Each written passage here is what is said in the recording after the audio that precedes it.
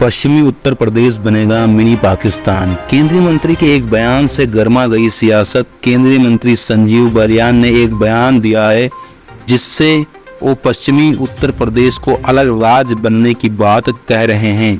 बस इसी बात को लेकर जवाबी पलटवार शुरू हो गया, जिसके बाद संगीत सोम ने कहा कि पश्चिमी उत्तर प्रदेश अलग राज्य बना तो मिनी पाकिस्तान बन जाएगा, जिसके बाद बीजेपी के मंत्री को सोशल मीडिया पर काफी ज्यादा ट्रोल किया जा रहा है।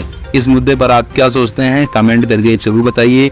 साथ ही वीडियो को शेयर कीजिए और चैनल को सब्सक्राइब जरूर कीजिए। मिलते हैं अगली वीडियो में, तब तक के लिए जय हिंद।